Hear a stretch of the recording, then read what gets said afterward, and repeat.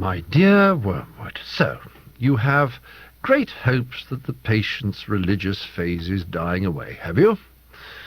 I always thought the training college had gone to pieces since they put old Slubgob at the head of it. Now I'm sure. Has no one ever told you about the law of undulation? Humans are amphibians, half spirit and half animals. The enemy's determination to produce such a revolting hybrid was one of the things that determined our father to withdraw his support from him.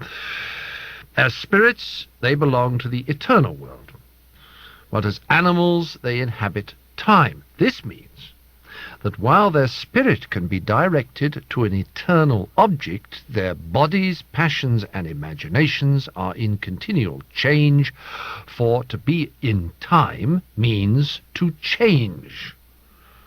Their nearest approach to constancy, therefore, is undulation, the repeated return to a level from which they repeatedly fall back, a series of troughs and peaks. If you had watched your patient carefully, you would have seen this undulation in every department of his life. His interest in his work, his affection for his friends, his physical appetites all go up and down. As long as he lives on earth, periods of emotional and bodily richness and liveliness will alternate with periods of numbness and poverty. The dryness and dullness through which your patient is now going are not, as you fondly suppose, your workmanship. They are merely a natural phenomenon which will do us no good unless you make a good use of it. To decide what the best use of it is, you must ask what use the enemy wants to make of it, and then do the opposite. Now, it may surprise you to learn that in his efforts to get permanent possession of a soul, he relies on the troughs even more than on the peaks. Some of his special favourites have gone through longer and deeper troughs than anyone else. The reason is this. To us, a human is primarily food. Our aim is the absorption of its will into ours, the increase of our own area of selfhood at its expense. But the obedience which the enemy demands of men is quite a different thing. One must face the fact that all the talk about his love for men and his service being perfect freedom is not, as one would gladly believe, mere propaganda, but an appalling truth.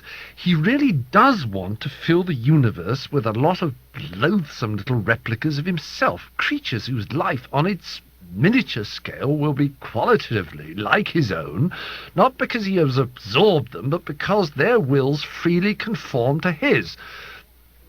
We want cattle who can finally become food. He wants servants who can finally become sons. We want to suck in. He wants to give out. We are empty and would be filled. He is full and flows over. Our war aim is a world in which our Father below has drawn all other beings into himself. The enemy wants a world full of beings united to him but still distinct. And that is where the troughs come in.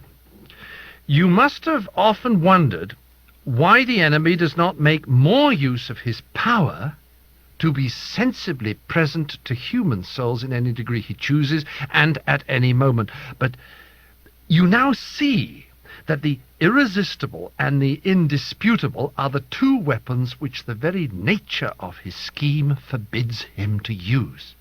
Merely to override a human will, as his felt presence in any but the faintest and most mitigated degree would certainly do, would be for him useless.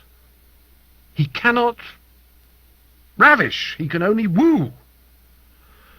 For his ignoble idea is to eat the cake and have it. The creatures are to be one with him, and yet themselves. Merely to cancel them or assimilate them would not serve. He is prepared to do a little overriding at the beginning. He will set them off with communications of his presence, which, though faint, seem great to them, with emotional sweetness and easy conquest over temptation, but he never allows this state of affairs to last long. Sooner or later he withdraws, if not in fact, at least from their conscious experience, all those supports and incentives. He leaves the creature to stand up on its own legs, to carry out from the will alone duties which have lost all relish. It is during such trough periods, much more than during the peak periods, that it is growing into the sort of creature he wants it to be. Hence, the prayers offered in the state of dryness are those which please him best. Well, we can drag our patients along by continual tempting because we design them only for the table, and the more their will is interfered with, the better. He cannot tempt to virtue as we do to vice. He wants them to learn to walk, and must therefore take away his hand. And if only the will to walk is really there, he is pleased even with their stumbles. Do not be deceived. Our cause is never more in danger than when a human, no longer desiring, but still intending to do our enemy's will, looks round upon a universe from which every trace of him seems to have vanished, and asks why he has been forsaken, and still obeys. But, of course, the troughs afford opportunities to our side also. Next week I shall give you some hints on how to exploit them. Your affectionate uncle, Screwtape.